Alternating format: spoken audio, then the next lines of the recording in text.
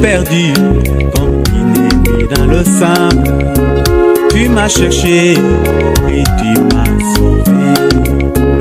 Oh Seigneur, je te dis merci pour tant d'amour manifesté pour moi. Que puis-je te donner, oh mon amour? Je te confie toute ma vie. Oh Seigneur, bien-aimés dans le Seigneur, nous vous saluons tous et vous bénissons au nom de Jésus-Christ. Nous sommes dans la joie de conclure notre message sur le détournement de l'Évangile.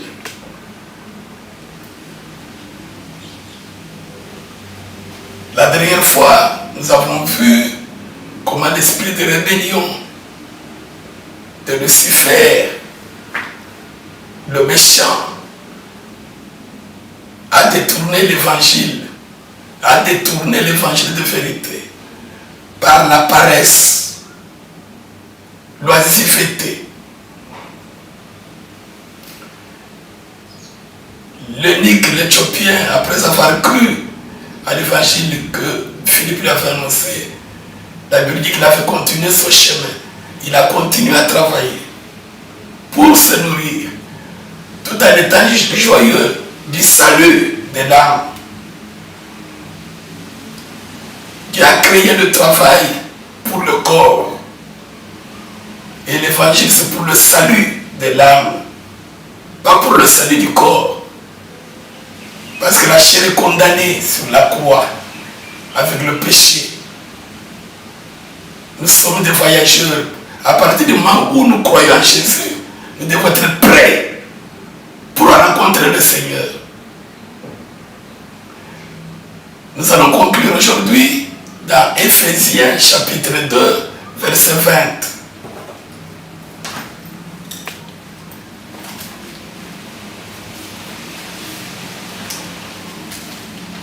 Avant de lire, nous allons prier.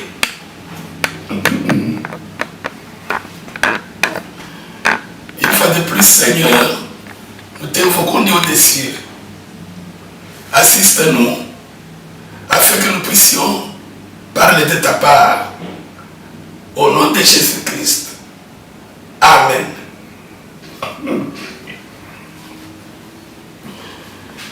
Nous allons lire Éphésiens chapitre 2,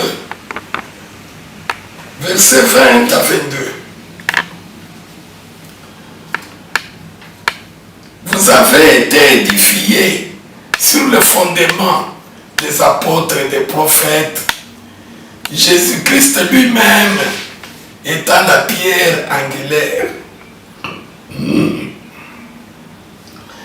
En lui, tout l'édifice bien coordonné s'élève pour être un temple saint dans le Seigneur. En lui, vous êtes aussi édifiés pour être une habitation de Dieu en esprit. Le deuxième passage, Galates, chapitre 2, 1 à 9, mais je ne vais pas tout lire. Galates, chapitre 2, versets 1 à 9. Je vais lire seulement 1 à 2. 14 ans après, j'ai monté de nouveau à Jérusalem avec Barnabas, et ayant aussi pris Tite avec moi. Et ce fut d'après une révélation que j'y montais. Je leur ai exposé l'évangile que je prêche parmi les païens. Je l'exposais en particulier à ceux qui sont les plus considérés, afin de ne pas courir ou avoir couru en vain.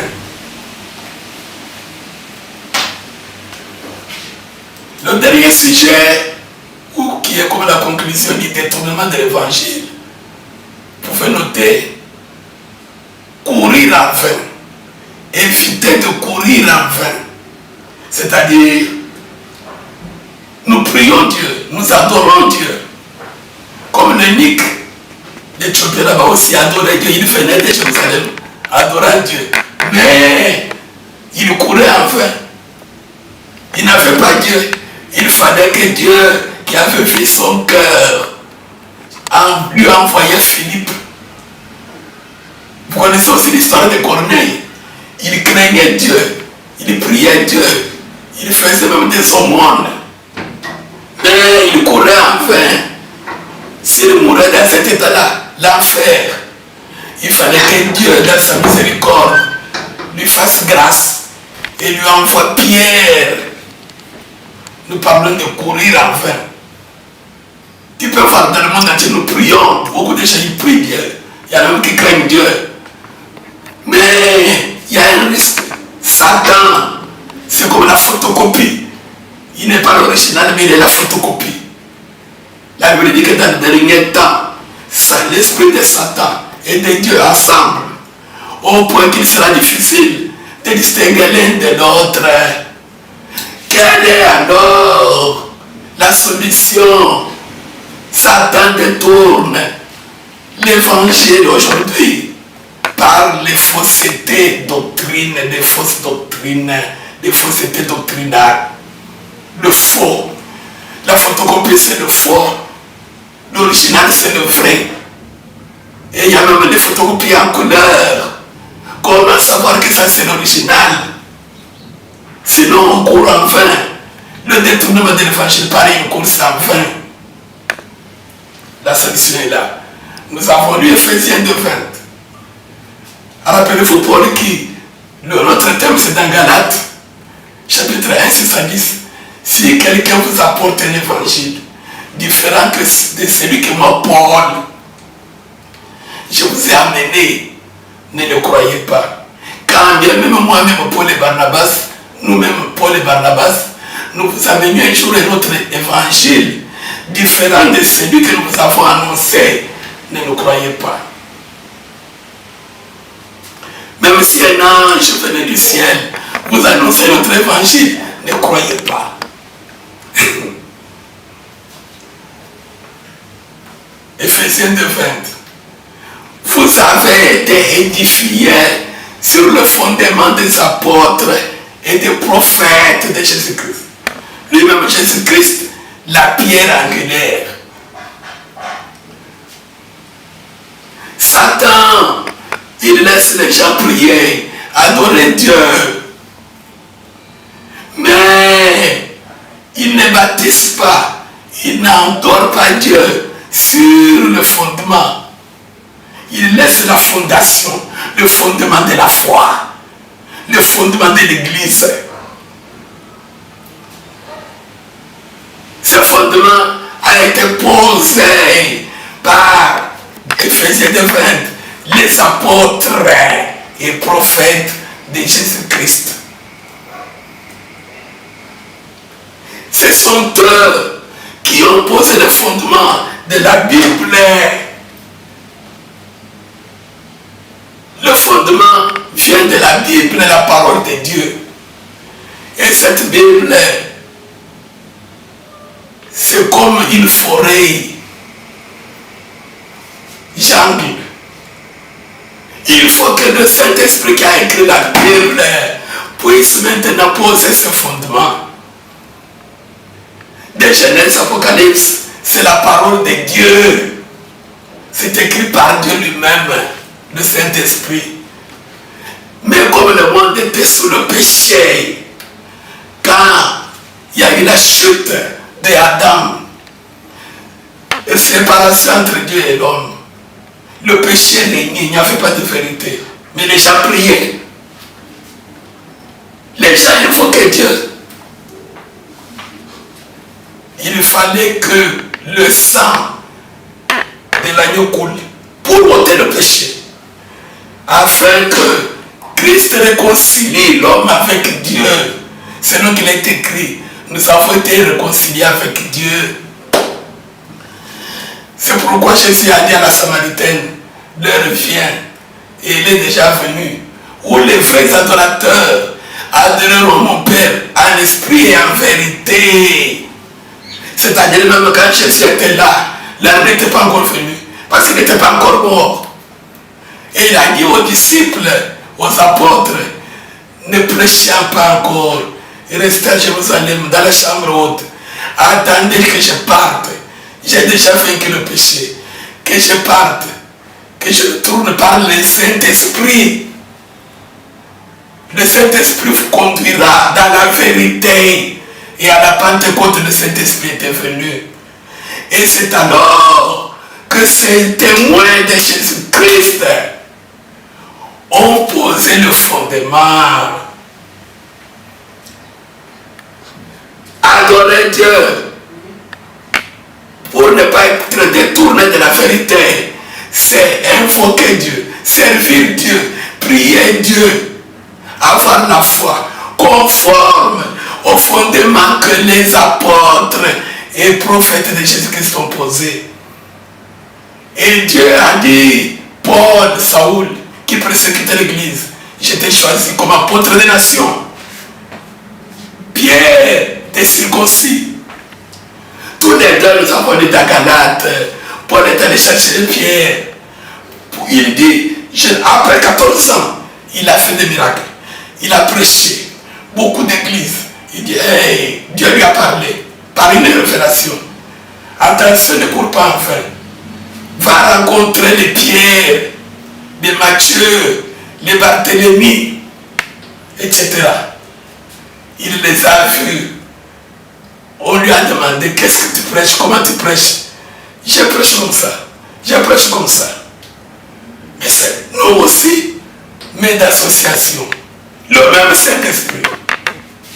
Voilà pourquoi Paul dit dans Galates 1, si quelqu'un vous amène notre évangile différent du mien, ne le recevez pas. Satan nous détourne de l'évangile par les fausses doctrines. Comment tu sauras que tu es dans la fausse doctrine? Quand tu pries Dieu différemment de l'évangile que les apôtres de Jésus-Christ ont prêché, ont annoncé. Il faut épouser des femmes. Tu vois que Moïse aussi en a fait deux. Abraham en a fait plusieurs. David en a fait. Est-ce que les apôtres de Jésus-Christ t'ont dit qu'il faut épouser des femmes? D'ailleurs, il y en a comme Paul qui ne se mariait même pas. Ils nous disent par le Saint-Esprit, ces 10 femmes-là, ça veut dire quoi? La conclusion est simple. Si vous voyez aujourd'hui des doctrines diaboliques, des doctrines sataniques, c'est parce que nous n'avons pas la référence de la foi saine, de la saine doctrine, qui est le fondement des apôtres de Jésus-Christ. Ainsi, bien-aimé, si on te prêche, on te dit de faire quelque chose, enivre-toi. Enlève même les habits, ce n'est pas un péché. Parce que Noé le juste, Dieu a témoigné de Noé le juste. Lui, il s'enivrait jusqu'à enlever ses habits. Réponds-leur tout simplement. Montre-moi mon pasteur. Montre-moi mon apôtre. Là où Paul, Pierre, Matthieu, Jean, Barthélemy ont dit, enivrez-vous jusqu'à enlever vos habits. Au contraire, ils disent, ne vous enivrez pas de vin, mais au contraire, soyez remplis du Saint-Esprit. Que ce vin-là de Noé s'enivrait, c'était le Saint-Esprit. Et ayons le fondement de notre foi, l'enseignement, la doctrine du Saint-Esprit de la Pentecôte. Ce sont eux qui ont écrit et interprété la Bible par le Saint-Esprit. Il y a beaucoup de doctrines diaboliques, Satan en profite parce que les gens ont abandonné le fondement. Donnez-moi l'argent, comme on a fait écouter. Moi, je suis sacrificateur. Moi, je suis ici à temps plein. Je suis lévite. Mais les apôtres nous disent, Jean dit dans l'Apocalypse, que toi qui as crié à Jésus, tu es sacrificateur. Le voile du temple a été déchiré. Si tu crois que Jésus l'a fait par le sang, tu y as l'accès libre dans le sanctuaire. Tu es un sacrificateur. Comme un autre homme te dit que lui il est sacrificateur, toi tu ne l'es pas. Le fondement. La conclusion n'a toujours pas été longue. Nous allons bientôt clôturer, mais nous allons d'abord lire le dernier verset. Le dernier verset, nous allons lire dans 1 Corinthiens chapitre 3. Verset 10.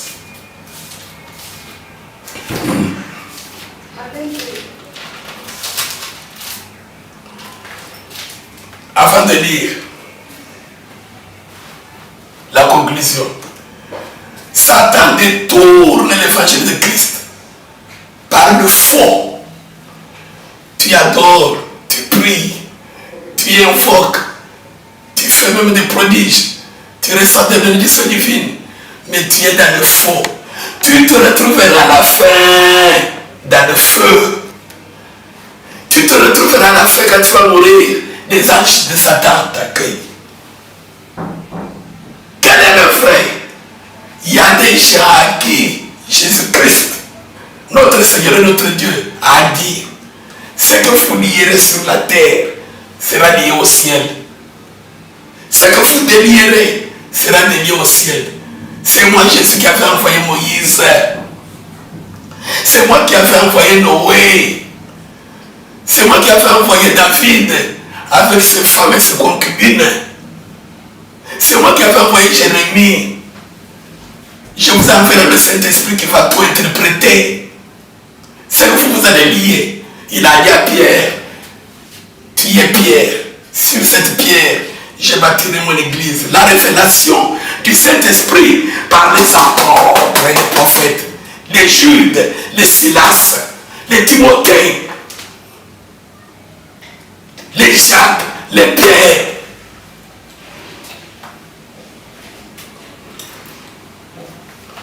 Si tu bâtis en dehors de ce fondement, le feu t'attend. 1 Corinthiens 3, 10 à 11. Selon la grâce de Dieu qui m'a été donnée, j'ai posé le fondement comme un sage architecte et un autre bâti dessus, mais que chacun prenne garde à la manière dont il bâtit dessus. Car personne ne peut poser un autre fondement que celui qui a été posé, savoir Jésus-Christ. Comme je prêche ici, moi je ne pose pas le fondement.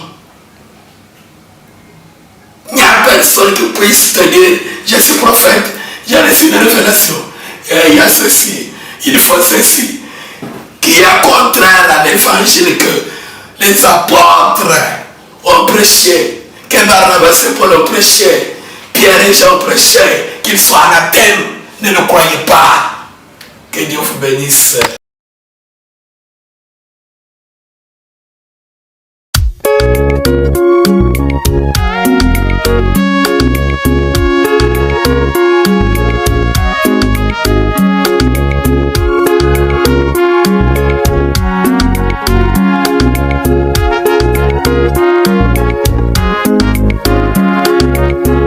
Quand je pense à ton amour et à tout ce que tu as fait pour moi, je t'ai perdu comme une dans le sable. Tu m'as cherché et tu m'as sauvé. Oh Seigneur, je t'ai